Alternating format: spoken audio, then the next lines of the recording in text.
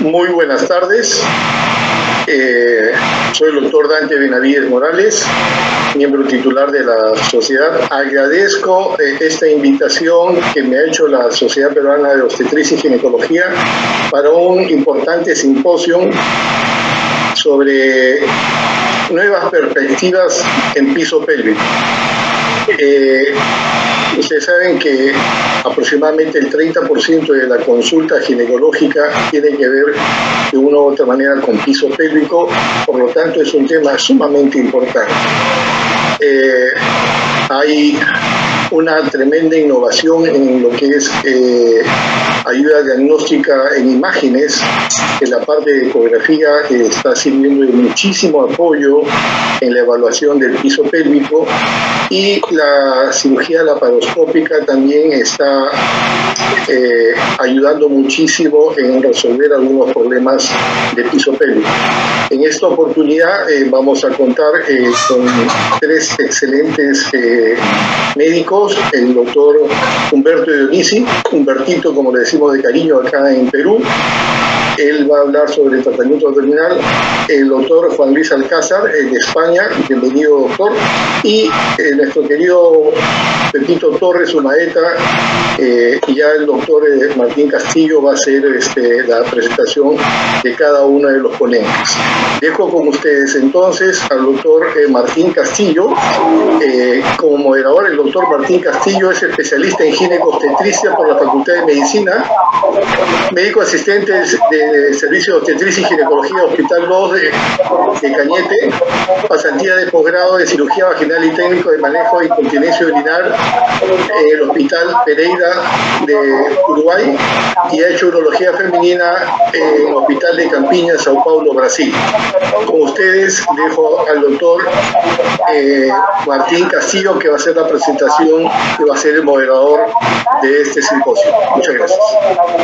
Gracias a ti, Dante. Buenas tardes con todos y con todas. Agradecer a la sociedad por la deferencia de la moderación y tener el honor de tener a tres palestrantes de lujo en este tema tan apasionante como el tema del piso pélvico y las nuevas perspectivas que tenemos frente al nuevo reto de la patología del piso pélvico femenino.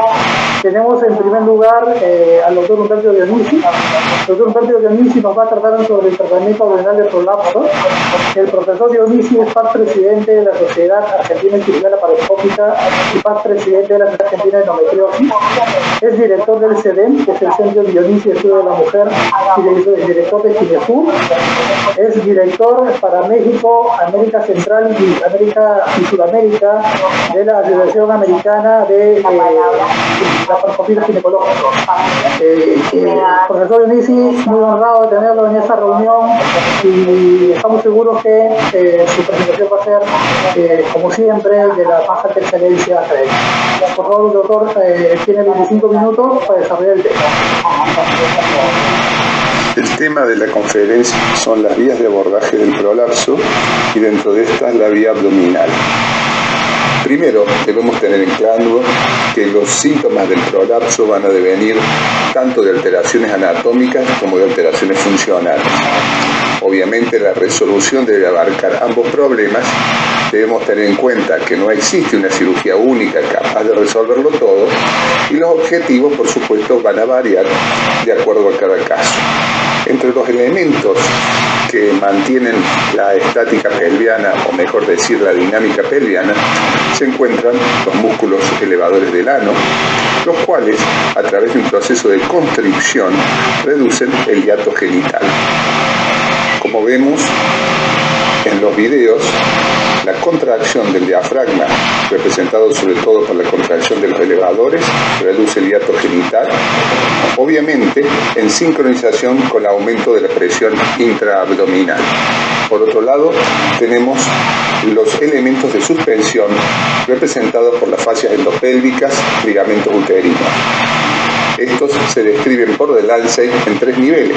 El nivel 1, representado por los ligamentos uterosacros y McEnroe. El nivel 2 y 3 por las fascias esicovaginales y rectovaginales. Bien, entonces vamos a tener un sistema que funciona asociando los dos elementos descritos. Entonces, el sistema de suspensión va a estar representado por tejido conectivo que estabiliza los órganos pélvicos en la posición correcta, mientras que el sistema de soporte le ofrece una base firme muscular con un óptimo plano para poder soportarlo. Este esquema de Lancey vemos cómo en la primera imagen hay un balance de presiones donde se mantiene la indemnidad tanto de los elementos de suspensión como de elementos de soporte.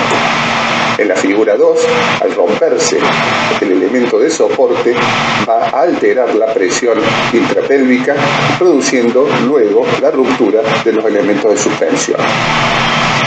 Entre los conceptos anatómicos más importantes que debemos tener es que las mujeres con prolapsos de órganos pélvicos tienen 3 veces más probabilidades de tener daño del músculo elevador del ano que las mujeres con soporte normal. Las conexiones entre el útero y la vagina y las paredes laterales de la pelvis, cardinal, útero sacro y fascias endopélvicas, son los sitios principales de falla del tejido conectivo. Las fallas apicales y paravaginales están altamente correlacionadas entre sí, lo que sugiere o reflejan dos aspectos de un solo fenómeno. No hay diferencias importantes en la pared vaginal y su fascia asociada entre mujeres con o sin prolapso. Las interacciones entre el músculo elevador del ano y las uniones del tejido conectivo, soporte y suspensión, son críticas para la estática o también lo que llamamos dinámica pelviana. Obviamente el objetivo del tratamiento del prolapso es restaurar, si es posible, la normal anatomía, corregir si coexisten y obviamente evitar generar disfunciones urinarias, coitales, rectoanales y obtener un resultado duradero. Primero, debemos tener en cuenta algo relacionado con la ingeniería quirúrgica. ¿Qué es lo que podemos hacer nosotros en una cirugía de corrección del prolapso? Podemos ofrecer pexia o fijación, que se relaciona con los puntos, el arpón, los tacs, síntesis muscular, cuando realizamos una rafia del mismo, y un refuerzo también representado por la rafia. ¿Qué es lo que aporta esta ingeniería quirúrgica a las mallas? Y obviamente nos permite realizar suspensión. Hay un proceso de integración al material protésico y obviamente este produce un refuerzo.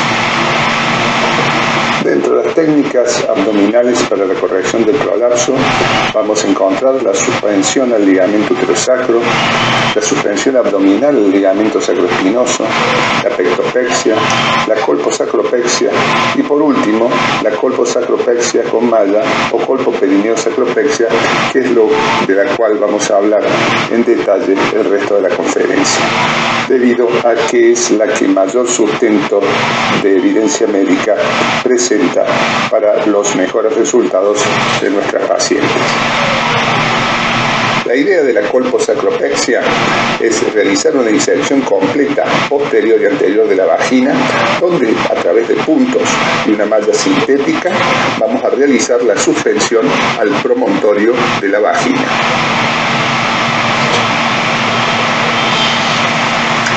Identificamos el promontorio, realizamos la apertura del peritoneo, la cual extendemos en dirección a la inserción del ligamento uterosacro derecho.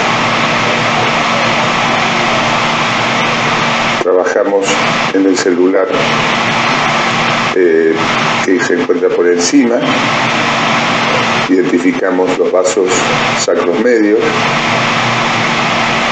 realizamos la apertura del peritoneo del espacio rectovaginal y comenzamos a disecar la fascia de Nombilie para identificar lateralmente los músculos elevadores y en el centro el recto. Generalmente antes el recto lo descendíamos hasta el perineo, ahora creemos que esto no hace falta. Identificamos el elevador izquierdo,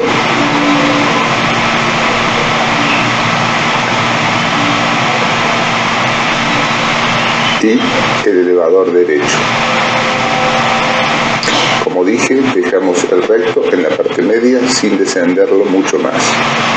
En caso de tener un rectocele, sería de tratamiento vaginal. vamos a descender o disecar el espacio vésico vaginal.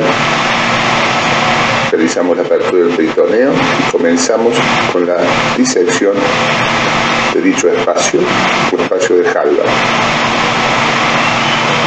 En línea general, esta paciente tenía sobre todo un defecto apical, por lo cual no vamos a avanzar mucho en la disección del espacio anterior, simplemente para conseguir una superficie de integración de la malla. Trabajamos sobre los pilares izquierdo y derecho y terminamos el descenso hasta donde se encuentra la sonda vesical.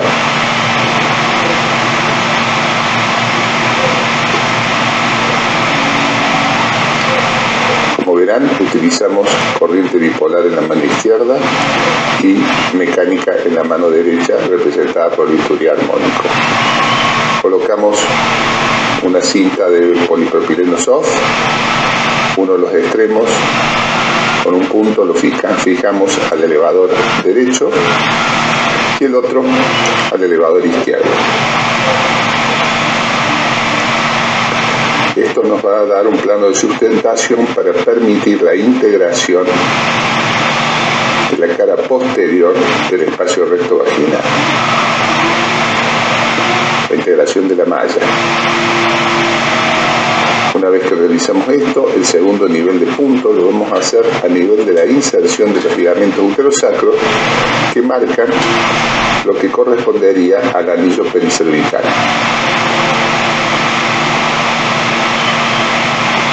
Lo hacemos del lado derecho y del lado izquierdo.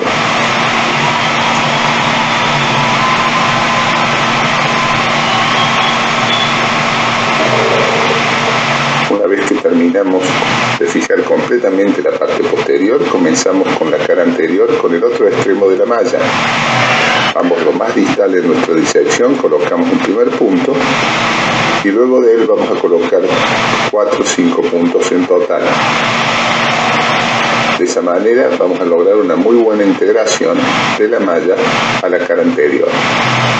Antes de fijar la malla al promontorio, realizamos el cierre del peritoneo, ya que si no lo hacemos ahora, después va a ser bastante más difícil debido a que la malla se nos va a interponer.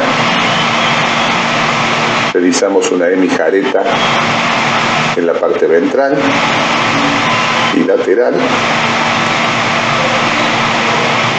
Por último, realizamos un punto al ligamento presacro en forma transversa. Controlamos la fijación del mismo y con tracción continua de la malla realizamos, y por supuesto elevación de la vagina, colocamos este punto y terminamos de fijar o de hacer la suspensión de la vagina al promontorio.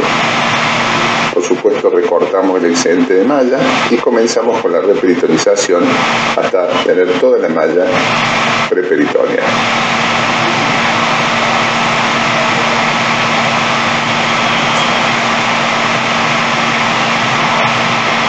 Bueno, ¿cuáles son las contraindicaciones relativas y absolutas de la sacropexia?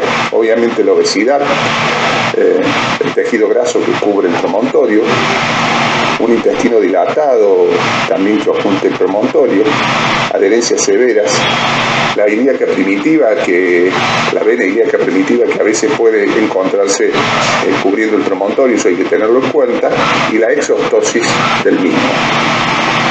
Con respecto al resultado anatómico, la sacropexia se asocia con un mejor soporte anatómico objetivo en comparación con las reparaciones del prolapso vaginal. En 2 revisiones sistemáticas y metaanálisis que definen la falla anatómica como mayor a un prolapso estadio 2, el éxito anatómico postoperatorio fue más probable con la sacropexia en comparación a las reparaciones vaginales. Con respecto a los síntomas de prolapso postoperatorio, la sacropexia puede haber mejorado el soporte anatómico objetivo, pero los síntomas de prolapso postoperatorio son similares para esta en comparación a la suspensión al ligamento sacroespinoso. En un metaanálisis de 3 ensayos, informa una tendencia estadísticamente insignificante hacia un menor riesgo de síntomas de prolapso postoperatorio para la sacropexia en comparación con las reparaciones vaginales. Las tasas de reoperación son similares entre la sacropexia y la suspensión al ligamento sacroespinoso. Para esto nos basamos en 2 metaanálisis. Uno informa una tasa de reoperación inferior estadísticamente insignificativa para la sacropexia y el otro no refiere diferencia. Tampoco parece haber una diferencia entre las tasas de complicaciones generales entre los dos enfoques. Acá también encontramos 2 metaanálisis que no demuestran realmente una diferencia entre la tasa de complicaciones. En cuanto al riesgo de complicaciones de la malla o material de sutura, debemos tener en cuenta que las reparaciones del prolapso vaginal de tejido nativo no usan malla sintética y por lo tanto no vamos a tener complicaciones relacionadas con la malla. Las complicaciones de la sutura pueden ocurrir en cualquiera de los 2 procedimientos. ¿Qué pasa con el riesgo de dispareunia postoperatoria? Los resultados son contradictorios entre los ensayos y metaanálisis. Sugieren que es poco probable una gran diferencia entre las tasas de dispareunia postoperatoria, sin embargo, generalmente se elige a la sacropexia en casos de pacientes con dispareunia previa. Con respecto a la duración de la cirugía, la comparación del tiempo de operación quirúrgica entre los procedimientos vaginales y abdominales varía según el tipo de abordaje abdominal, abierto, laparoscópico o asistido por robot. Podríamos decir que la sacropexia tiene un tiempo de recuperación más prolongado, un tiempo de operación más prolongado y un gasto mayor. Sin embargo, no se ha demostrado que el tiempo de hospitalización sea diferente con respecto a la vía vaginal. Cuando comparamos la sacropexia laparoscópica con la sacropexia abdominal, vemos que la sacropexia laparoscópica muestra resultados anatómicos similares a la sacropexia abdominal, con una menor tasa de transfusión, menor duración en la estancia hospitalaria y menor pérdida de sangre. La tasa de otras complicaciones fue similar entre los enfoques. Cuando comparamos la sacropexia laparoscópica con la sacropexia robótica, esta última se relaciona con más dolor postoperatorio y tiempos más largos. Sin embargo, no se encuentran diferencias significativas con respecto a los resultados anatómicos, mortalidad o estancia hospitalaria o a la calidad de vida postoperatoria. Por último, podemos decir que la sacropexia estaría indicada en mujeres con factores de riesgo de recurrencia del prolapso, que incluyen la edad, por ejemplo, pacientes jóvenes, obesidad, POP-Q en estadios 3 o 4. También, prolapso recurrente después de cirugía vaginal sería una indicación en vagina corta, aunque otros también lo dicen en vagina larga, en pacientes con dispareunia preoperatoria, en mujeres de menos de 50 años que requieran el uso de malla o propensas a actividades de alto impacto, levantar objetos pesados.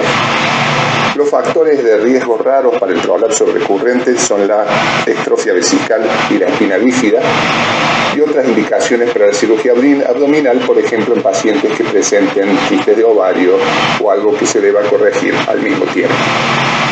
Por eso, cuando nos planteamos cuál es el abordaje de la elección, debemos de recordar que el cirujano ginecológico es aquel que maneja las 2 vías y los 4 abordajes: laparotómico, laparoscópico, el abordaje vaginal y el abordaje histeroscópico. Realmente los casos más difíciles son como este que vemos en el video, que nos muestra realmente un prolapso que va a ser de muy difícil resolución, tanto para la vía abdominal como para la vía vaginal. En lo personal, prefiero que primero se opere por vía vaginal y, si recidiva, realizar la sacropexia laparoscópica. Por último, saber que el prolapso es una patología recidivante. La vía clásica, laparoscópica o vaginal, no compiten, sino que son complementarias.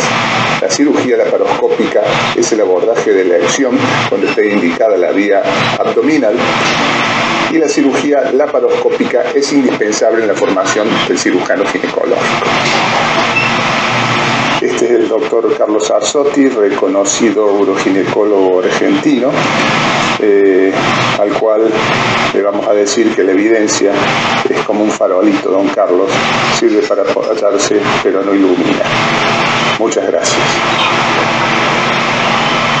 Gracias, doctor Dionisi, por su excelente y clarificadora exposición frente al abordaje laparoscópico y abdominal del tratamiento del prolapso, siendo este segmento de la picada el más difícil de manejar por ser la piedra angular de la pelvis. Creo que ha sido muy ilustrativa su exposición. A continuación vamos a presentar al doctor Juan Luis Alcázar. Él nos va a hablar sobre ecografía del piso pélvico. El doctor Alcázar es catedrático por ginecología obstetricia en la Facultad de Medicina de la Universidad de Navarra. Es codirector del Departamento de Obstetricia y Ginecología de la Clínica de la Universidad de Navarra. Es editor de la Ultrasound in Obstetrics and Gynecology, de Clínica e Investigación en Obstetricia y Ginecología y de Progresos en Obstetricia y Ginecología, y además es autor de más de 200 artículos originales en revistas internacionales y editor de un libro para alumnos de grado de medicina sobre la especialidad y varios libros sobre ecografía ginecológica. Tenemos el honor y el agrado de tener al doctor Alcázar en nuestra reunión para que nos hable sobre ecografía del piso pélvico. Muy buenas tardes. Mi nombre es Juan Luis Alcázar, soy catedrático de Ginecología Obstetricia y codirector de dicho departamento en la Clínica de la Universidad de Navarra en Pamplona, España. Es para mí un verdadero honor y placer y agradezco enormemente la amabilísima invitación que el comité organizador de este Congreso Virtual Internacional de Obstetricia y Ginecología, que se celebra allá en Perú, me ha realizado para participar en el mismo. El tema del que les voy a hablar hoy es el papel de la ecografía en la evaluación del suelo pélvico. Realmente tratar de resumir todos los aspectos del uso de la ecografía en la valoración del suelo pélvico en 30 minutos es complicado, es difícil, porque es una técnica ecográfica que rinde mucho y da mucha información en el suelo pélvico, y sobre todo porque habría que abordar un montón de cuestiones. Pero nos vamos a centrar, o yo por lo menos voy a tratar de resumir en aquellas que yo considero lo más relevante y su potencial utilidad clínica. Vamos a hablar de ecografía 2D y ecografía 3D, 4D. Y el disponer de esta tecnología para este tipo de ecografía es fundamental. Es muy difícil hacer una valoración completa del suelo pélvico utilizando solamente ecografía bidimensional. Por lo tanto, todos aquellos que quieran dedicarse a la ecografía del piso pélvico, pues óptimamente idealmente deberían de tener la posibilidad de realizar también ecografía 3D. Para hacer bien una valoración ecográfica del piso pélvico es fundamental una serie de cuestiones, básicamente tres. El conocimiento de la anatomía, el conocimiento de la fisiopatología, no me voy a entretener en ello, no hay tiempo disponible para poder abordar esto en 30 minutos, de hecho daría para un curso completo casi. Y obviamente el conocimiento de la técnica ecográfica, de cómo medir, de cómo ver y cómo interpretar lo que puede valorarse mediante ecografía. En cuanto a los aspectos técnicos, habría que empezar señalando que la vía de exploración más óptima es la transperineal. Ciertamente se puede utilizar la vía transintroital o translabial, y que la sonda que debemos de utilizar es una sonda convexa de 3.5 a 6 MHz con capacidad para realizar ecografía 3D. Es importante tener CineLoop para la valoración 2D, porque se hace ecografía en tiempo real y necesitamos ver cuestiones que yo no voy a mostrar hoy aquí, pero que son relevantes. Y en caso de utilizar la ecografía 3D, pues utilizar un software específico para poder analizar los volúmenes tridimensionales anales que se van a utilizar. Se puede utilizar la sonda transvaginal, pero existe una limitación muy importante, luego volveré a mencionar, en cuanto a la profundidad del campo y podemos, por lo tanto, perder información en el análisis. También dentro de los aspectos técnicos, muy importante la posición de la paciente, debe ser paciente en posición de litotomía, clásica posición ginecológica, óptimamente en una mesa, en una camilla de exploración ginecológica, con las caderas flexionadas y ligeramente abducidas, los talones próximos a las nalgas y con la nalga en el mismo borde de la carne. En determinadas, no lo voy a explicar en la charla porque es muy puntual, puede ser necesaria hacer la ecografía en bipedestación. La paciente debe venir con la vejiga semivacía, lo óptimo es que sea una cantidad inferior a los 100 centímetros cúbicos, alrededor de los 80, 70, y el recto lógicamente vacío. La presencia de material fecal en la ampolla rectal pues nos va a limitar enormemente el examen ecográfico. Técnicamente hablando, la sonda debe de colocarse en esta posición, en posición sagital, paralela a la línea media de la vulva, para obtener este plano, que es el plano sagital de la pelvis, en donde a la derecha de nuestra pantalla, en realidad a la izquierda nuestra, veremos la sínfisis y en el otro lado, a la izquierda, veremos el canal. Los dos puntos anatómicos de referencia clave son la sínfisis y el ángulo anorrectal. La uretra queda por detrás de la sínfisis con la vejiga, la vagina entre la uretra, el tabique rectovaginal y el canal anal, que, como digo, este es el plano óptimo. Visualizado este plano, y si tenemos la sonda 3D haciendo un barrido en este plano, sin tener que mover la sonda, pues podemos obtener, como digo, un volumen 3D de este corte sagital. Giramos la sonda 90 grados, perpendicular al plano ahora de la línea anteroposterior de la vulva, y orientándola, inclinando un poquito la sonda para orientarla hacia el ano, el recto, pues obtendremos este otro plano, es el plano coronal, en donde vemos pues la mucosa anal, el esfínter interno, el esfínter externo, que luego veremos posteriormente.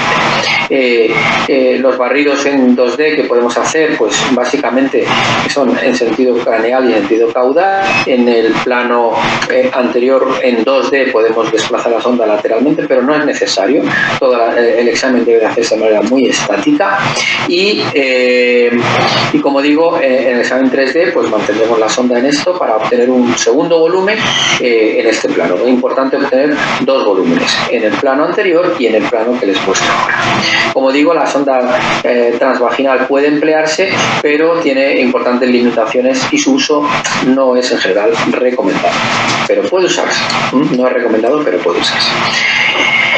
A continuación, es importante tener en cuenta la sistemática exploratoria que debemos de aplicar. Vamos a hablar del compartimento anterior: vejiga, cuello vesical, uretra, esfínter anal y pared anterior de la vagina.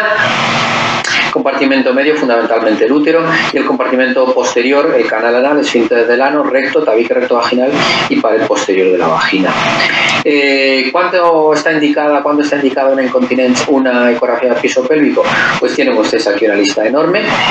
Yo señalaría fundamentalmente la infección urinaria de repetición del tracto urinario inferior, la incontinencia de orina, la incontinencia anal, bien sea de gases o de S, y lógicamente la valoración post cirugía del prolapso o de la cirugía antiincontinencia, fundamentalmente de las mallas, como digo acá. Por tanto, esas serían las principales indicaciones, pero obviamente no es la única. La vejiga hiperactiva, por ejemplo, es otra, la urgencia miccional, la disfunción psicosexual puede ser otras indicaciones. ¿Qué es lo que vamos a poder valorar con la ecografía 2D? Pues dentro del compartimento anterior, el volumen de orina residual, el grosor de la pared vesical, el grosor del detrusor, la movilidad del cuello vesical y el desplazamiento o descenso de la pared vaginal anterior o cistocele. En el compartimento medio, básicamente el descenso uterino, y en el compartimento posterior, el descenso de la pared vaginal posterior, rectocele, la hipermovilidad perineal y el esfínter anal, que, como mencionaré luego, es muy difícil valorar bien por ecografía 2D. Compartimento anterior, el volumen de orina residual se mide realizando con la vejiga en principio completamente vacía, midiendo en el plano sagital su diámetro, esta distancia longitudinal y esta distancia perpendicular a la anterior, desde el meato uretral, esta es la uretra, esta es la vejiga completamente vacía. Obtenemos las dos medidas, multiplicamos por 5.6 y obtenemos en mililitros el volumen de orina residual. Esto se ha demostrado que tiene una buena reproducibilidad y fundamentalmente tiene indicación clínica en las infecciones urinarias del tracto inferior de repetición y en la valoración postquirúrgica, porque podemos ver que puede haber residuos importantes, que puede explicar el problema de la infección y también el fallo de la cirugía. En cuanto al grosor de la pared vesical y del detrusor, el grosor se mide más o menos a 1 centímetro, 2 centímetros de lo que es el meato uretral. Medimos este grosor de la pared de la vejiga aquí, que es el detrusor, y en cuanto a la pared vesical propiamente nos vamos a la cúpula, hacemos 3 medidas y tomamos el promedio. ¿En dónde está el interés de la medición del grosor del detrusor? Pues en su asociación a la vejiga hiperactiva. Si bien es cierto que tiene una reproducibilidad limitada y en ocasiones es asimétrico, por lo cual es muy importante tener muy bien estandarizada la técnica de medición. En cuanto al grosor de la pared vesical, pues se ha estudiado, no es predictiva de disfunción miccional y tiene poco valor clínico hoy día. Segundo aspecto es la hipermovilidad del cuello vesical, de la uretra, que está así claramente bien asociada a la incontinencia de orina y de esfuerzo, y vamos a valorar la movilidad del cuello vesical y el ángulo retrovesical. ¿Cómo se mide la movilidad del cuello vesical? Pues trazando una línea, esta es la sínfisis del pubis, esta es la uretra, aquí estaría la vejiga, aquí el canal anal y el ángulo anorrectal, ¿vale? Pues trazamos una línea, de acuerdo, tangencial a la sínfisis en la uretra. En reposo pedimos a la paciente que haga un valsalva, la uretra se va a cortar, como ven ustedes aquí, y se va a desplazar, y aquí podemos medir por lo tanto una distancia. ¿Vale? Esto sería aquí reflejado, aquí está la sínfisis del pubis, trazamos la línea de la uretra acá, pedimos a la paciente que haga valsalva, vemos que el cuello vesical se ha desplazado hacia acá y medimos esta distancia. Esta sería la distancia de desplazamiento de descenso del cuello vesical. El ángulo retrovesical pues es simplemente medir, tomando como referencia el pubis, pues medir una distancia que va tangencial a la parte posterior del pubis y luego paralela a lo que sería la pared posterior de la vejiga, el detrusor, que nos da un ángulo, y este es el ángulo retrovesical, que tampoco tiene mucha utilidad clínica muchas veces. ¿A qué se le considera movilidad anormal del cuello vesical? Pues este es el problema. No hay un consenso en la literatura, unos hablan que más de 15 milímetros es ya anormal, otros 20, otros 25, no hay un consenso, eso es un problema, y en general hoy día desde el punto de vista clínico se acepta que no sustituye al estudio urodinámico en la incontinencia de orina. Hay que valorarlo, pero no sustituye al estudio urodinámico. Hay una serie de factores que van a influir en esta medición, que es la posición de la paciente, el grado de llenado vesical, que lleva un catéter o no, la calidad de la maniobra de valsalva que realiza la propia mujer, y también la coactivación de la musculatura del suelo pélvico, cosa que es más problemático en pacientes nulíparas. Otras cuestiones que podemos valorar a la hora de analizar la incontinencia de orina, las fugas, es el funneling o que es tunelización del cuello vesical, como vemos aquí, en reposo, ¿vale? Y al pedir valsalva pues se abre y se tuneliza, pues esto viene asociado a incontinencia de orina. El flujo color de la orina en el momento del valsalva pues también se puede analizar o se ha estudiado, aunque no se ha visto que sea mucho más relevante ni de mucha mayor ayuda. Lo que mejor se asocia a la incontinencia de orina es la movilidad del segmento medio de la uretra, pues sería, para que vean ustedes en una imagen, sería esta porción de acá, este es el segmento proximal, este es el distal, este es el medio, y esto pues no es fácil de medir con 2D y tiene que realizarse con 3D. El descenso de la pared vaginal anterior pues puede ser debido a un cistocele o a otra patología, fundamentalmente nosotros buscamos el cistocele, y el papel de la ecografía pues va a estar en valorar la severidad o extensión del mismo. ¿Y eso cómo lo vamos a hacer? Pues aquí tienen ustedes un ejemplo. Plano sagital, sínfisis, ángulo anorectal, trazamos una línea, medimos aquí una distancia, que es lo que luego veremos que es el barrio. Bueno, pues el grado de descenso se mide de esta manera. Tracemos la línea en reposo y valsalva. En reposo no hay que medir.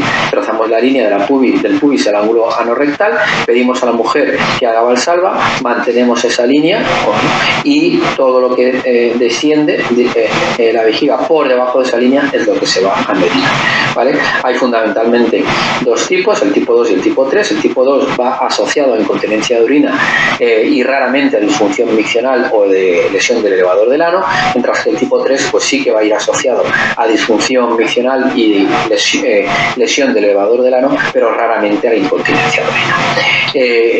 En realidad esto se ha estudiado y se ha visto que este ballooning, medido de esta manera, pues se asocia a síntomas de prolapso, a un prolapso clínico tipo 2 o más, y también a la presencia de este prolapso aparente en la valoración subjetiva mediante ecografía. El problema está en que esta distancia que hemos medido, pues encontrar un punto de corte que realmente tenga una aplicación clínica, pues no es fácil, no hay un buen rendimiento diagnóstico con unas sensibilidades pobres, alrededor del 65, y una tasa falso positivo muy alto dependiendo del punto de corte que queramos coger, 6, 7, 8 centímetros. Por lo tanto, no es muy útil en este sentido desde el punto de vista clínico, a pesar de la asociación que se ve clara con la patología. Y en cuanto al compartimento posterior, pues lo que queremos valorar es fundamentalmente el descenso de la pared vaginal posterior. Eso lo vamos a hacer de la misma manera, de pubis a canal a anal, ángulo anorrectal, trazamos una línea y pidiendo al paciente que haga valsalva, vemos, o incluso puede que en reposo ya, pero en general pidiendo valsalva, pues vemos cómo penetra el recto entre la pared vaginal y el canal, ¿de acuerdo? Es importante saber diferenciar el verdadero rectocele de lo que es simplemente la presencia de la ampolla rectal o de un enterocele o una intususpensión. El esfínter anal, muy difícil de analizar por ecografía 2D, como veremos ahora. Y aquí tienen un ejemplo. Esto es el pubis, esto es la uretra, la pared vaginal, quedaría más o menos a esa altura, el canal anal aquí, ángulo anorrectal, y vemos cómo está prolapsada la pared posterior ocupada por este rectocele. La valoración de las mallas antiincontinencia lo podemos valorar muy bien viendo el desplazamiento que se produce del cuello vesical y de la malla en valsalva respecto al reposo. En principio no debe de haber un desplazamiento significativo del cuello vesical y la malla no debe desplazarse, pero mediante este análisis en tiempo real pues podemos ver cómo si puede ocurrir un desplazamiento, como vemos aquí, en reposo, la malla está aquí, la uretra, aquí el canal anal. Vamos diciendo al paciente que vaya haciendo valsalva, va bajando la malla, cosa que no debería de ocurrir, va bajando el cuello vesical y ya en un esfuerzo máximo incluso vemos cómo se tuneliza ese funneling del cuello vesical y la malla completamente desplazada. Aquí estaría fallando la malla en su porción anterior. Aquí, sin embargo, es que no llega a verse nada bien. Aquí está el meato, aquí el meato, no desciende mucho, pero la malla se desplaza muchísimo al realizar valsalva máximo, lo cual quiere decir que está fallando la porción apical sin que se mueva mucho el cuello vesical. Y por último, en un fallo total pues va a ocurrir pues la recurrencia del prolapso. La malla se desplaza en valsalva máximo, baja la vejiga, el cuello se desplaza y esto es expresión de un fallo global de la malla. ¿Qué podemos valorar con ecografía 3D y 4D? Pues dentro del compartimento anterior, la movilidad del segmento medio de la uretra, esto hay que hacerlo más bien con 4D, viendo cómo se desplaza cuando la paciente hace valsalva respecto al reposo, y Y en el compartimento posterior, pues fundamentalmente vamos a valorar el hiato urogenital, las avulsiones del elevador del ano y las lesiones del esfínter. Esto sería una imagen normal obtenida. Esto en realidad tiene que ser una cajita mucho más estrecha. Normalmente ahora veremos otras imágenes.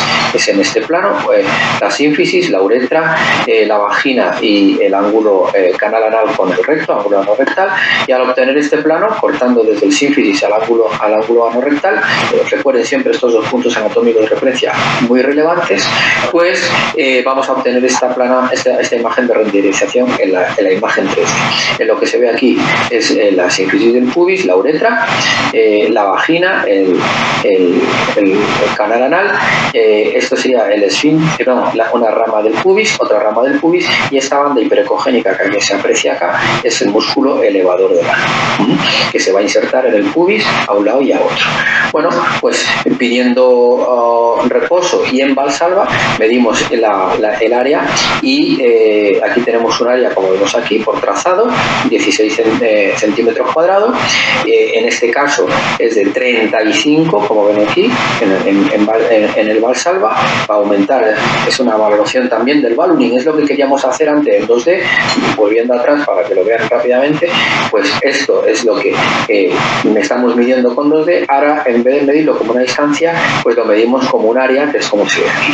Y se considera que ese hiato es anormalmente grande, por lo tanto es deficitario, es defectuoso y hay un defecto suelo-pélvico cuando este área es superior a los 25 centímetros cuadrados, como es este ejemplo.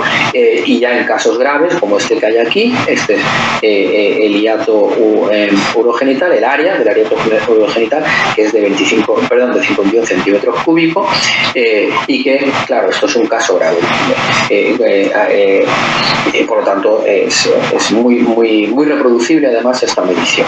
A veces, cuando obtenemos este plano coronal del suelo del piso pélvico, pues podemos detectar patologías. Antes hemos mencionado el quiste de Garner, hemos mencionado el divertículo uretral, pero también podemos ver otras lesiones, como esta lesión que hay aquí, que correspondía a una lesión de endometriosis pélvica profunda en el tabique rectovaginal.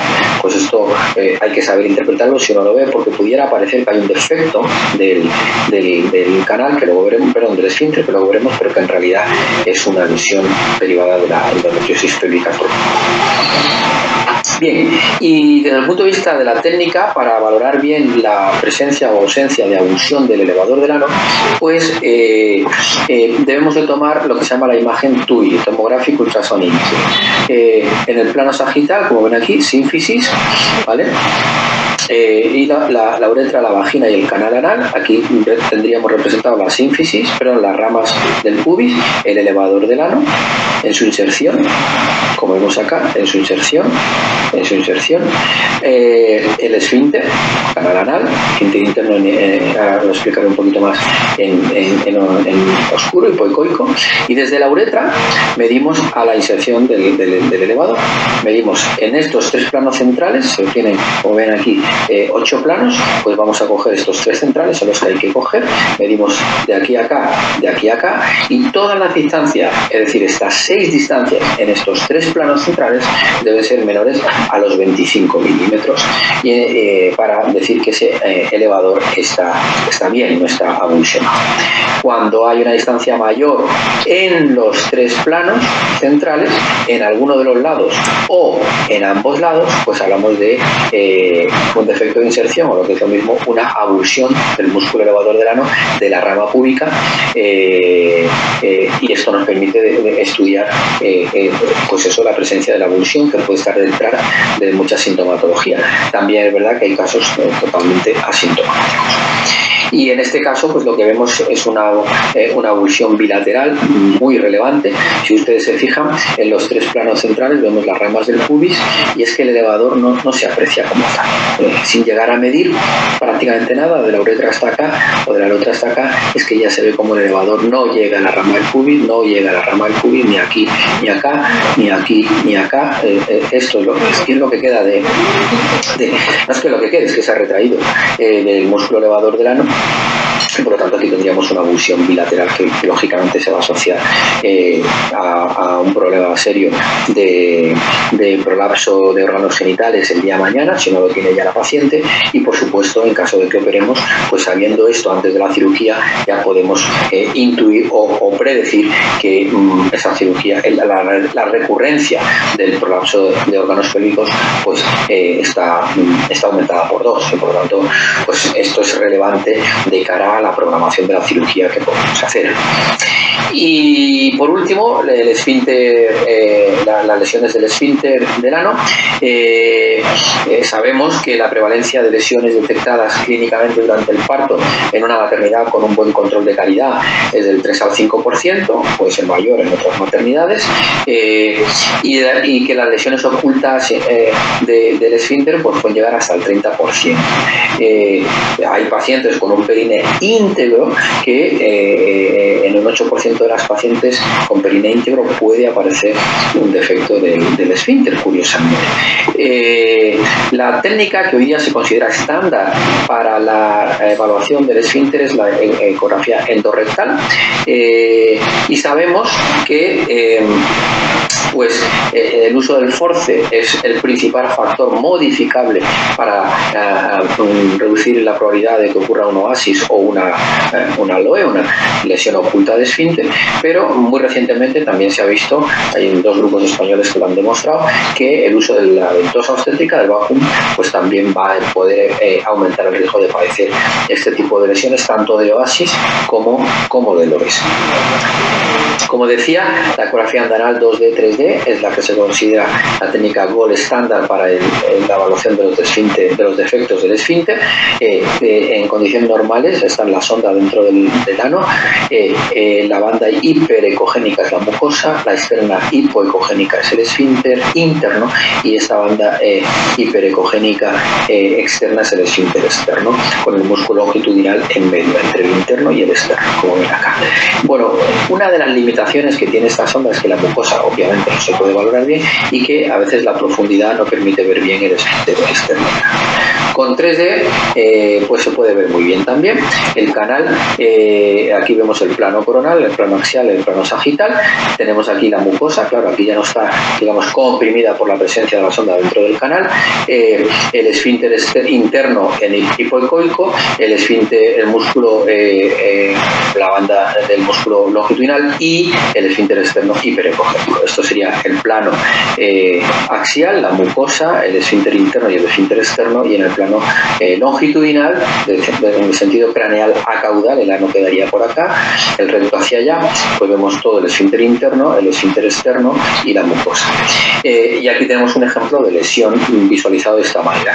Pues tenemos el plano coronal, longitudinal y axial, y aquí vemos pues el defecto que hay, ¿vale?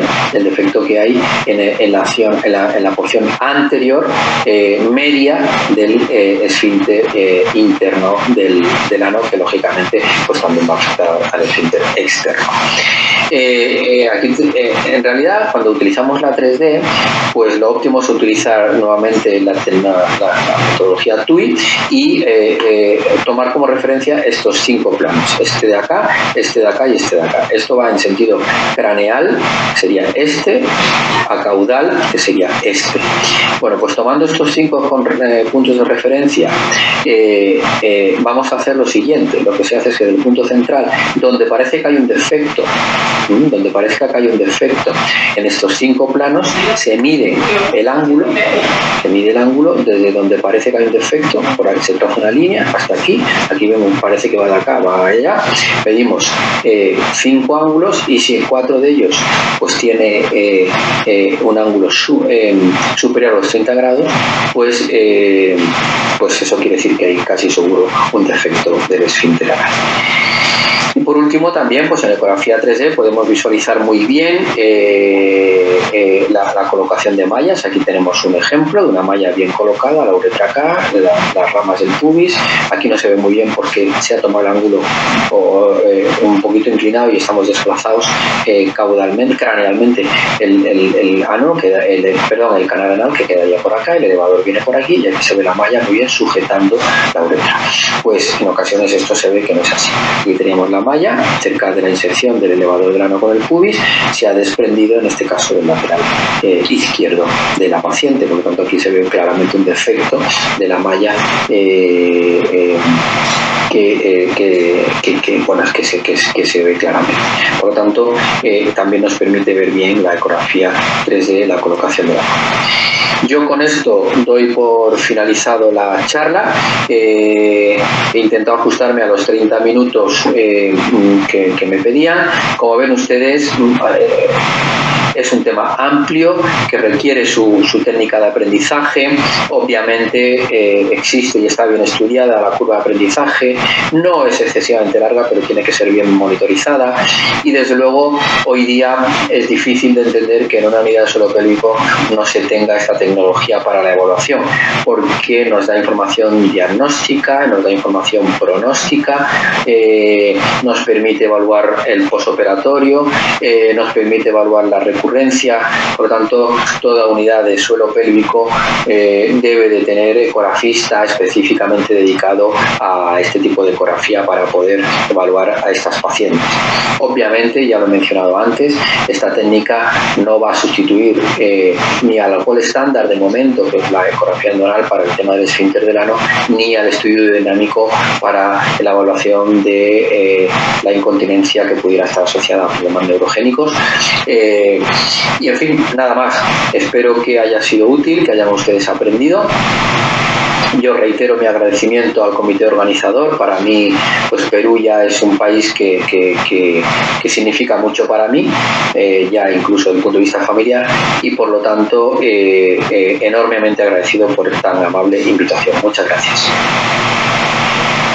José, doctor Alcázar, por su excelente potencia, sobre todo por la claridad y la capacidad de síntesis del tema tan amplio que tranquilamente podría ser tema de un congreso y que lo he podido resumir de manera verdaderamente excepcional en 30 minutos. Muchas gracias, doctor Alcázar. A continuación vamos a contar con la presencia del doctor José Torres Sumaeta, amigo personal y gran profesional peruano, especialista en ginecobstetricia por la unidad de la Universidad Nacional Federico Villarreal, médico asistente del Departamento de Ginecobstetricia del Hospital Nacional Hipólito Unanue, coordinador de sede del curso de ginecobstetricia de la Universidad San Martín de Porres, con membresía en la Sociedad Peruana de Ginecología, en la Sociedad de Ginecología Infanto-Juvenil, en la Asociación Peruana de Uroginecología y Disfunción del Suelo Pélvico y en la Asociación Internacional de Uroginecología Yuga. El doctor José Torres Sumaeta va a tener el día de hoy a cargo el tema colpocleiesis. Bienvenido, Pepe, tienes 30 minutos para desarrollar el tema. Buenas tardes. En primer lugar, para agradecer a la Sociedad Peruana de Ginecobstetricia la invitación a este simposio. Los antiguos profesores nos decían que un ginecólogo tiene que aprender a manejar diferentes intervenciones quirúrgicas para resolver los problemas de prolapso genital. Okay. Entonces, esta vez vamos a conversar un poco sobre la colpocleisis, que es una técnica obliterativa. La colpocleisis es un término compuesto del vocablo colpo, que significa vagina, y la palabra kleisis, derivada del griego, que significa obliterar o cerrar. Se han denominado estas técnicas, que pueden ser totales o parciales, como procedimiento operativo para mujeres con prolapso de la cúpula vaginal o útero vaginal. Puede ser con conservación o no conservación del útero. ¿Qué consideraciones debemos tener para hacer este tipo de intervenciones? Primero, algunas consideraciones especiales que dicen que en Estados Unidos más o menos 200.000 procedimientos anuales se realizan por problemas de prolapso, ¿no? Y se realizan cirugías reconstructivas para preservar o restaurar la anatomía normal. La recurrencia del prolapso de órganos pélvicos ocurre frecuentemente en mujeres de edad avanzada y generalmente es sintomático más en personas de edad adulta, que interfiere con su calidad de vida. Ahora que la prevalencia está entre el 3 al 6%.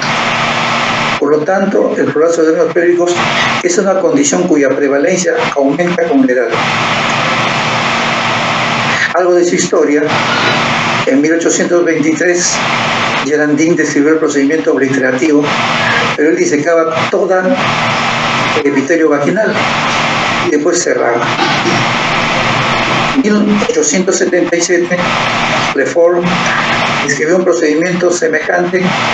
Consistía en una colpoclesis parcial que preservaba el útero. Retiró 2 áreas del epitelio vaginal en la mitad de la pared vaginal anterior y posterior, uniendo los bordes de dichas áreas con puntos separados. Completó, y esto se completa con una operación llamada perineoplastia. ¿Quiénes son los candidatas o las candidatas a una cirugía obliterativa? En realidad, todas las que tienen un prolapso de órganos pélvicos pueden ser susceptibles de ser intervenidas de esa manera, pero más están reservadas para mujeres que no son candidatas para cirugías extensas, probablemente porque tienen asociado alguna patología respiratoria o cardiovascular. Mujeres que no desean tener relaciones sexuales vaginales, y acá es importante establecer que generalmente disminuye las relaciones sexuales en relación a la edad. Se ha visto, por ejemplo, que entre 57 a 64 años disminuye a un 62%. En mujeres que pasan los 75 años disminuye hasta un 17% hasta los 85 años. ¿Qué ventajas ofrece la colpoclesis?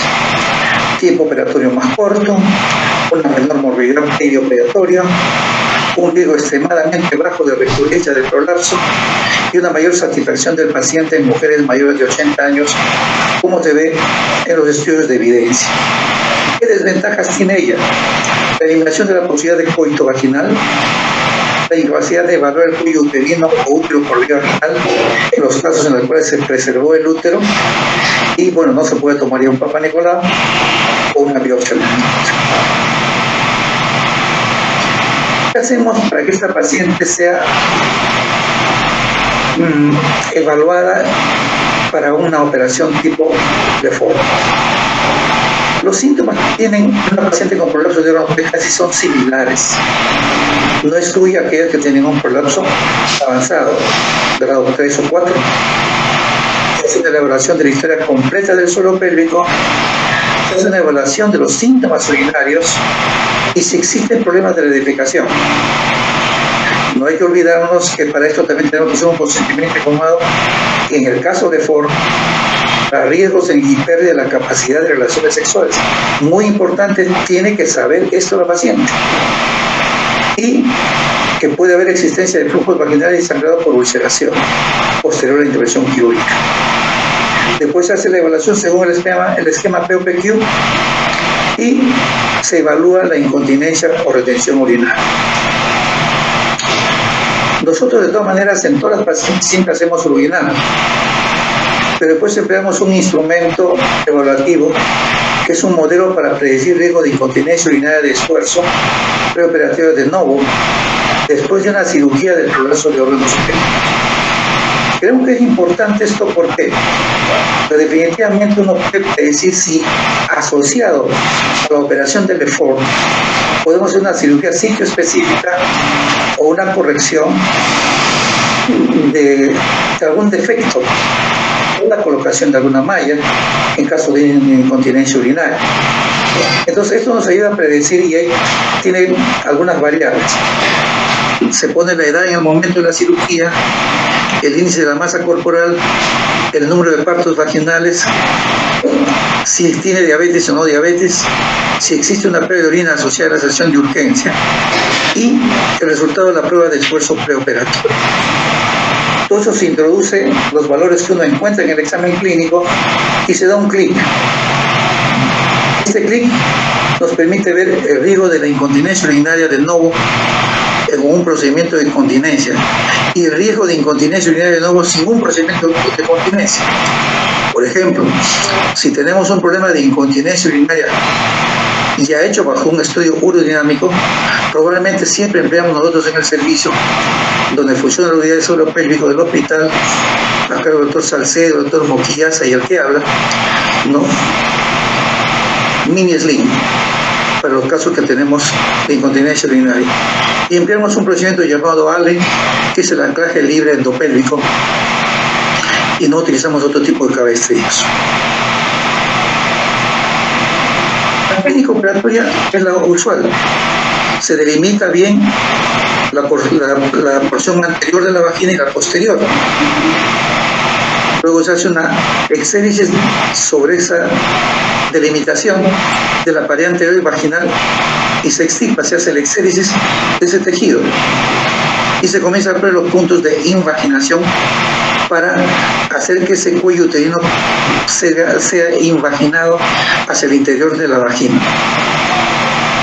Y luego se termina con la corpoperineoplastia posterior.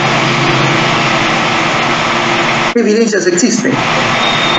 Porque esa es una buena opción de tratamiento para el prolapso de órganos pélvicos estadio 3 o 4 en quienes ya no desean conservar la funcionalidad sexual.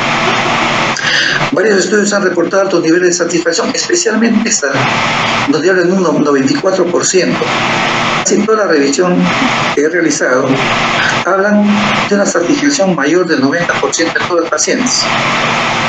Y la experiencia sugiere que el uso de las técnicas obliterativas podría ser suficiente para curar los síntomas del prolapso.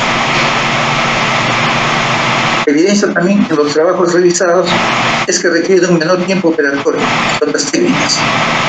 La tasa de complicaciones son muy bajas y tiene extremadamente baja la recurrencia del prolapso. Son estudios prospectivos que han hecho seguimiento, en la cual definitivamente tienen como conclusión que la colpocresis parece ser un tratamiento eficaz para el prolapso de órganos pélvicos a largo plazo y tiene un impacto muy importante en la calidad de vida de las personas de edad. ¿No? Entonces, definitivamente, esta intervención quirúrgica permite tener una herramienta más en el tratamiento quirúrgico de una patología a veces muy recurrente, no obstante que existen ahora evidencias también de que otras técnicas también mejoran, tienen un pronóstico y un indicador de calidad de vida semejante, conservando la anatomía funcional del piso pélvico.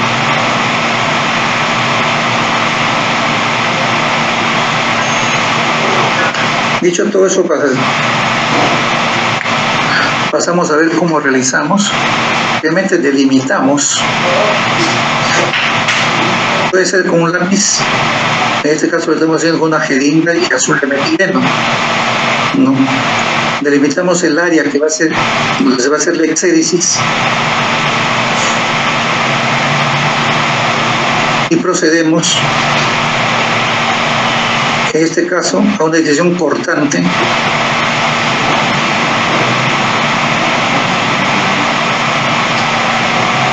delimitando todo el área a ser extirpada, en este caso de la pared posterior de la vagina.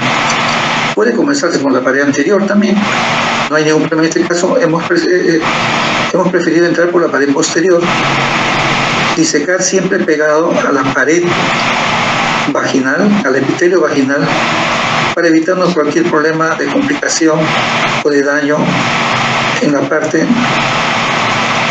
posterior del suelo pélvico. Me refiero al recto sigmoides.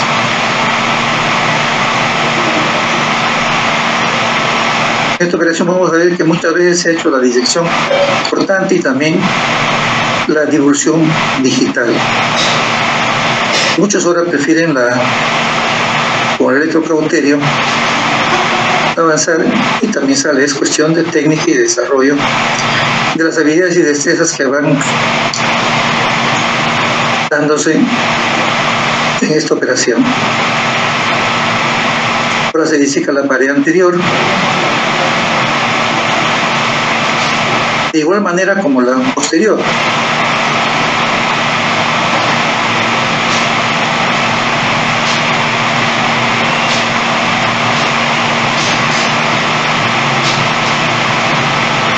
paso, nosotros antes de hacer esto hemos hecho una hidrodisección previa que nos permite divulsionar más fácilmente el epitelio vaginal de todas las fascias endopélvicas que podamos encontrar. Entonces la disección es menos sangrante porque nos permite encontrar los planos de clivaje mucho mejor.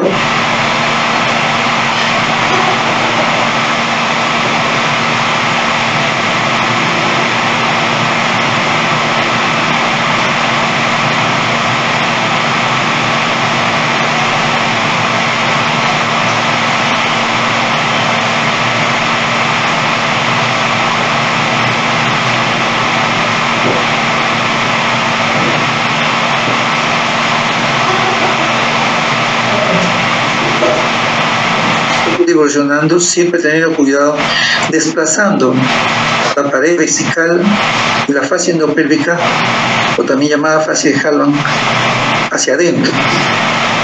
En este caso se está divulsionando no cortante, sino disección digital. Es que el plano se ha presentado más óptimo y no tenemos mayor problema. Y comenzamos hacer la inversión, o sea, ese cuello uterino en este caso es una operación de Lefort típica con conservación del útero.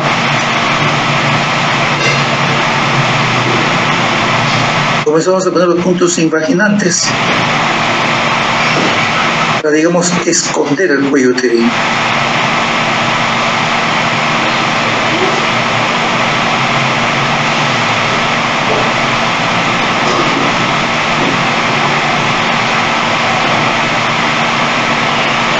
Más adelante van a ver, nosotros damos mucha importancia en la tunelización. Por eso generalmente nos ayudamos de una sonda de Foley. Verán más adelante que lo vamos a colocar para que nos indique el camino, para dejar un espacio para las secreciones todavía que se pueden dar a través del cuello uterino, del endocervix, del endometrio.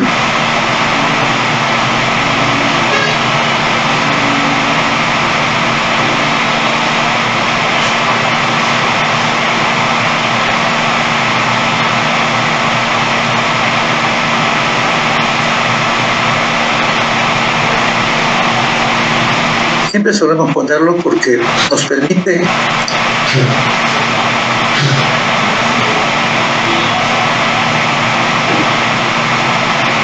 tener un canal, por decirlo así, precervical. Después comenzamos a imaginar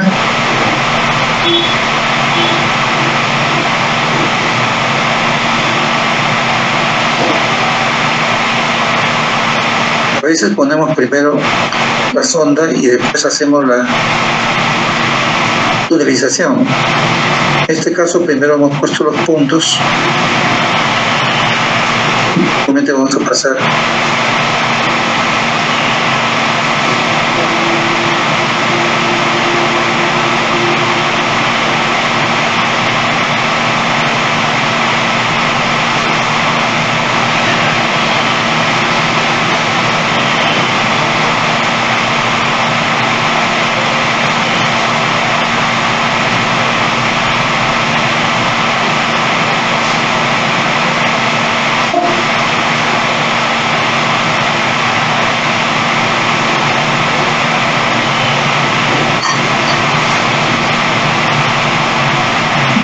la sonda que hemos puesto para que nos guíe.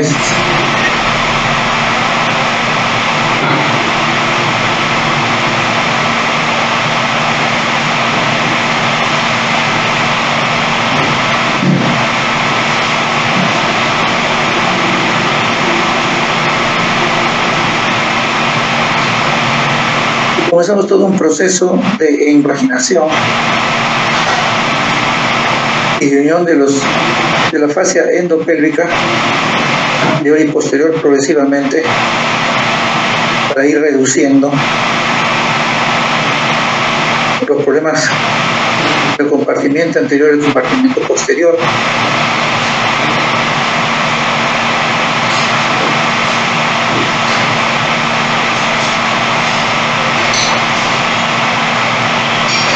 progresivamente vamos imaginando hasta llegar a visualizar el borde superior, la pared anterior del epitelio vaginal. Tendremos que juntarlo con el epitelio de la pared posterior.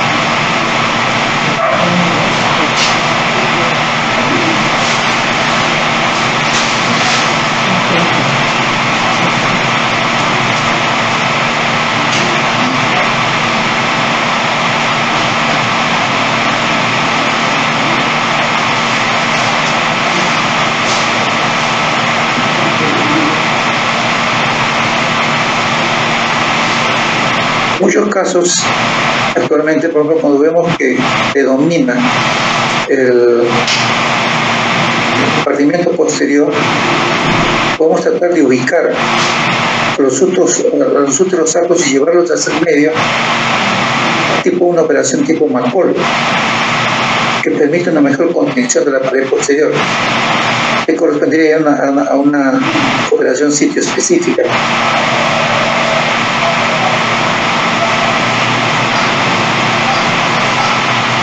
En esta exposición estamos haciendo una clásica operación de Beaufort.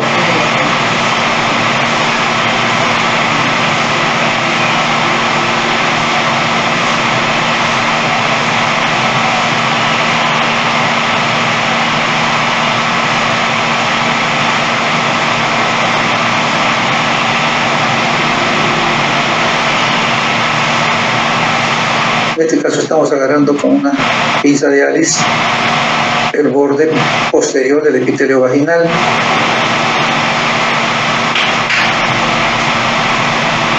Seguimos reduciendo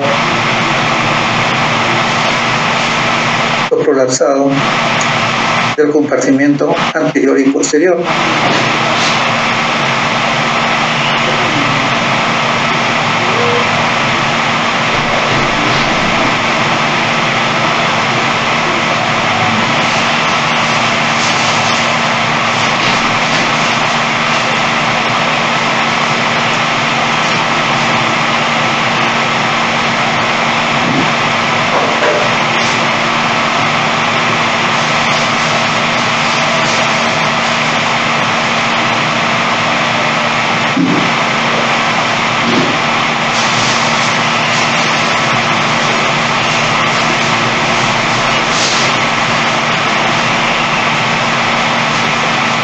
Calculando lo que se va a juntar.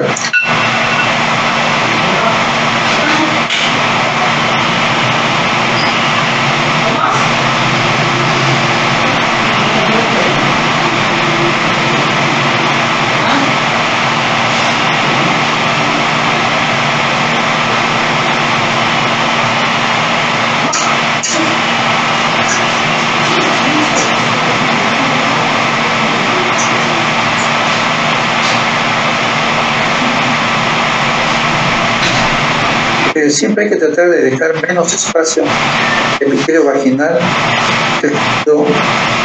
de las fascias endopélvicas.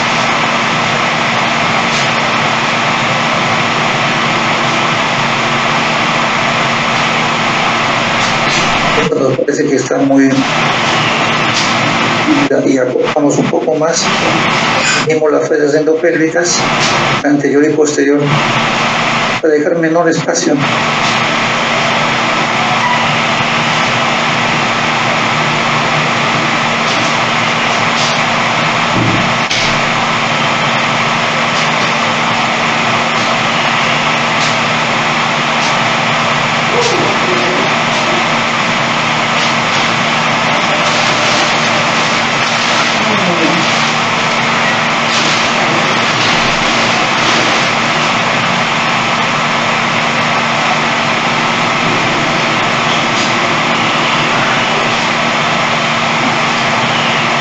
Bueno, y en aras del tiempo, vamos a cortar y ya no vamos a poder ver la plastilla posterior, que es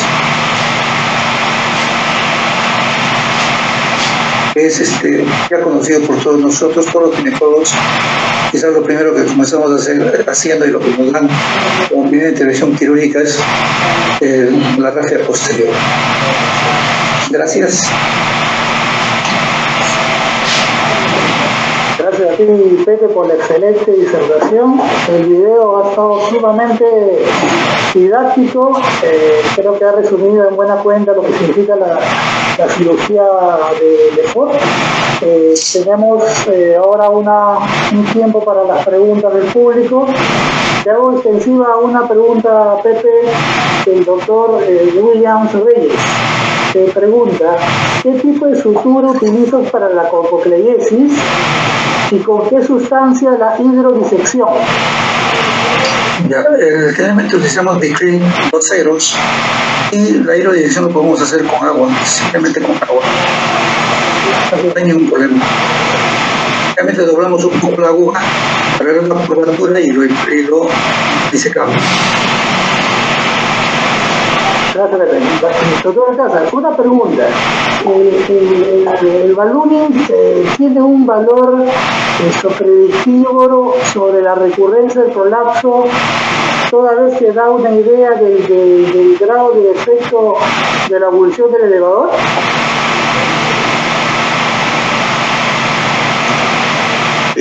Juan, estás con el micrófono apagado. Perfecto, gracias, perdona, no me había dado cuenta. Bueno, buenas tardes allá, noches acá. El ballooning no tiene un valor predictivo extremadamente bueno para predecir la recurrencia. Se emplea y se usa, pero bueno, por lo menos nosotros en nuestro centro no le damos un valor importante.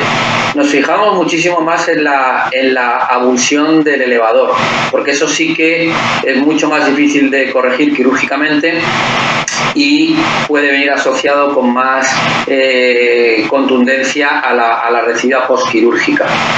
Esa es la realidad nuestra aquí. Por lo tanto, el ballooning lo medimos, pero bueno, ahora que lo pienso, me estás preguntando por el ballooning medido con el diámetro, con el área hiatal, porque yo estaba pensando en la 2D, vale, perfecto, entonces disculparme. Sí, eso sí tiene un valor importante y viene en gran medida relacionado, lógicamente, con la abulsión del elevador del ano, sí. Gracias, doctor Walid. Otra pregunta que usted, doctor, también nos hacen extensiva una pregunta con respecto a cuánto tiempo se requeriría para alcanzar cierto grado de proficiencia en ecografía de piso pélvico, para un especialista que ya tiene una idea del tema, ¿no? Depende mucho de dónde provengamos. ¿Qué quiero decir con esto? No es lo mismo el tiempo de formación que requeriría un especialista ya habituado al tratamiento de la patología del suelo pélvico, es decir, un especialista en suelo pélvico, que el que hace ecografía, por ejemplo, pero no tiene esa especialización. En la curva de aprendizaje que nosotros hemos hecho aquí en la clínica con los doctores que se dedican al suelo pélvico, que no está reportada en la literatura, es relativamente corta. Nuestros residentes aprenden relativamente rápido lo que es la ecografía del piso pélvico. Calculamos que aproximadamente entre unas 40 y 50 evaluaciones mentorizadas por un profesor, lógicamente, en tiempo real, y esos mismos casos para luego la evaluación posterior del volumen tridimensional. Esto viene a coincidir más o menos con otros estudios procedentes del profesor Ditch de Australia, que marcan la curva de aprendizaje en ese rango de exploraciones necesarias para aprender a hacer bien y ser proeficiente en la ecografía de piso pélvico. Gracias, doctor. Una pregunta para el doctor Dionisi. Doctor Humberto, cuando usted hace la promontofijación, ¿hace concomitantemente reparación para incontinencia de esfuerzo o lo deja para un segundo tiempo? Es muy buena pregunta y vamos a decir lo siguiente. En pacientes con incontinencia urinaria demostrada, no oculta, sí se tratan al mismo tiempo. En aquellas pacientes que tenemos dudas o nos encontramos con una incontinencia urinaria oculta, es decir, que va a aparecer después de la cirugía, lo hacemos en un segundo tiempo. Otra pregunta también para usted.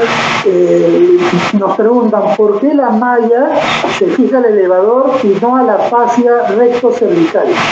Bueno, es muy buena pregunta también, la hizo mi amigo Dantito, como él me dice Humbertito, yo le digo Dantito. No, realmente me encanta que me digan Humbertito y algún día les voy a contar por qué. Vamos a razonar lo siguiente, lo que yo estoy haciendo en la cirugía se llama colpoperineo sacropexia, es decir, que la idea es fijar la malla a los elevadores. Y si la estamos fijando a la fascia rectovaginal, no a la fascia rectovaginal, a la parte cervical cuando hacemos el segundo punto. Entonces, de acuerdo a la ingeniería de la cirugía, nosotros estamos colocando esa malla posterior que nos va a dar, por un lado, integración a toda la cara posterior de la vagina. Segundo, obviamente, refuerzo. Y por último, nos va a permitir la suspensión al promontorio de la misma. Hay quien no lo hace, hay quien solamente fija la malla en la parte superior, donde nosotros vimos el segundo punto, pero nosotros realmente hemos tenido con esta técnica muy buenos resultados, así que lo seguimos haciendo. No hay evidencia que demuestre que una sea superior a la otra. Y hay quien dice que la que hago yo produce más constipación que si uno no hace la disección completa. Nosotros en un principio hacíamos la disección hasta el perineo, ahora solamente hasta el recto, y si la paciente tiene un recto CL es de tratamiento vaginal. Gracias, Humberto. Una pregunta, Pepe. Mira, la cococlesis tiene un magnífico resultado anatómico, pero ¿cómo manejas o en tu experiencia en las disfunciones miccionales postquirúrgicas, sobre todo la urgencia? Ya. Lo que pasa es de que siempre, cualquier cirugía vaginal, siempre está la sospecha que puede haber una incontinencia urinaria oculta, la llamada de novo. Entonces nosotros generalmente hacemos, aparte de todo lo que se pide como perfil preoperatorio para un POP, un brazo de hornos pélvicos, siempre tenemos urodinamia y empleamos una evaluación preoperatoria, un score de Cleveland, ¿no? De la clínica Cleveland, que nos da más o menos un margen de qué podría presentar, en quién se podría presentar una incontinencia urinaria de nuevo. Cuando tenemos ese caso, empleamos una técnica que lo aprendimos en España, en Valencia, en el Hospital General Universitario de Valencia, que se llama ALE, que es endopélvico, que es un mini sling, y lo colocamos. Y bueno, eso es lo que hacemos. Tenemos que ver, y existe un problema de mayor protrusión de la pared posterior, por decirlo así. Tratamos de hacer cirugía específica en esa área, juntando, por ejemplo, los úteros sacros hacia el medio, y creo que la cirugía va bien. Lo que en el video no se logra, porque nos dijeron que tenemos 20 minutos, no, es la posterior, la reparación del posterior del perineo. Espero que eso complementa muy bien la cirugía. Lo cierto es que al margen de que existe evidencias respecto a la promontofijación o a la sacropexia, este procedimiento quirúrgico es muy importante en pacientes que recidivan. Y generalmente los problemas operatorios no se ven a los 50 años, sino se ven después de los 65 años. Es cuando nuevamente comienza a caer la pared vaginal anterior y posterior. ¿Por qué? Porque el tejido colágeno se va soltando con el tiempo, que todo lo que vas teniendo más edad tenemos déficit de colágeno y va cayendo. Esto permite que este tipo de cirugía obliterativa no tener un mayor índice de calidad de vida. Casi todos los test que he revisado cuando me invitaron a esta presentación, los porcentajes de éxito bordean los 94-95% de calidad de vida. No. Por eso no sé si eso o algo más quieres que te diga. Doctor Castillo, ¿puedo hacer un comentario? Claro. Primero, estoy totalmente de acuerdo que la colpocleisis es una cirugía excelente. Realmente creo que si uno pudiera hacerle colpocleisis a todas las pacientes tendría resultados con muy bajo índice de recidiva, sobre todo la recidiva anterior, que es la más frecuente en las otras técnicas. Ahora, ¿cuál es el problema? Que nosotros sabemos que cuando tratamos un prolapso estamos tratando fallos anatómicos y fallos funcionales.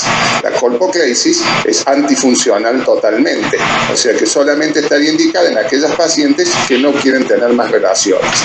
Dicho esto y aclarado, con respecto a la incontinencia, hay que tener en cuenta, yo he hecho bastante, uso, creo que es excelente la colpocleisis, sobre todo en los megalapsos, creo que ese que mostré al final, en ese gran prolapso, si la paciente no quiere tener más relaciones, la solución definitiva es la colpocleisis. Lo que hay que tener en cuenta, hay que diferenciar lo que es una incontinencia oculta y una incontinencia de novo. La incontinencia oculta es aquella que cuando nosotros recuperamos la posición anatómica de los órganos pelvianos presenta incontinencia. Y la de novo es cuando nosotros generamos a través de alteraciones quirúrgicas la incontinencia. Por eso la técnica me pareció excelente de la cleisis. Lo único, yo sistemáticamente dejo 3 centímetros de la cara anterior sin realizar cleisis, de tal manera que si esa paciente yo necesito en un futuro hacer una cirugía de incontinencia, tengo todo el acceso a la cara anterior para poder hacer lo que necesita. Es decir, si generalmente el mini-slim es de baja acción, entonces si nosotros necesitaríamos hacer un obturador o un retrocervical, teníamos toda la disponibilidad de la cara anterior de la vagina. Una última pregunta ya en área de tiempo. Doctor Humberto, una pregunta que le hace el doctor Dante con respecto al punto en el promontorio. ¿Es suficiente un solo punto o es opcional poner más puntos? Es opcional poner más puntos. Nosotros siempre antes hacíamos 2 o 3 puntos, sobre todo cuando hacíamos la promontofijación sin malla. Después, cuando vino la malla, nos dimos cuenta que con un solo punto bien dado al ligamento, nosotros hacemos un punto transverso al ligamento presacro. Es un ligamento muy fuerte y si ustedes vieron, cuando yo doy el punto, lo trato de elevar y veo realmente que ese punto qué fijeza tiene, etc. Si realmente estoy convencido, hago uno solo. Y si tengo alguna duda, doy un segundo punto. Lo importante a tener en cuenta es que la cirugía esta usa todo hilo no reabsorbible. En este caso lo que yo estuve usando es el poliéster, que de Johnson es el Etivol. Gracias, doctor Humberto. Creo que esta presentación, este simposio ha estado de primer nivel. Muchísimas gracias, doctor Juan Luis, al doctor Humberto, a José, y le doy el pase adelante para la clausura del simposio. Muy buenas tardes. Muchas gracias al doctor Humberto Dionisi, al doctor Juan Alcázar, al doctor José Torres por sus brillantes exposiciones. Quiero hacer una sola anotación. El doctor Humberto Dionisi es hijo de un magnífico médico en Argentina, y los médicos contemporáneos al papá de Humberto le decían Humbertito. Y Humbertito mide actualmente creo que 1,90 m, 1,95 m, pero cariñosamente le siguen diciendo Humbertito, por eso es que se lo dije graciosamente. Yo quisiera darles un diploma inmenso personalmente a cada uno de ustedes, pero va a ser un diploma virtual. Les transmito el agradecimiento de la Sociedad Peruana de Obstetricia y Ginecología por la participación en este importante simposio, y esperamos contar siempre con la colaboración tan entusiasta, tan agradable como la que hemos tenido con los 3 ponentes. Gracias también al doctor Martín Castillo, que nos ha dado parte de su tiempo para moderar tan acertadamente este simposio. Muchas gracias. Buenas tardes.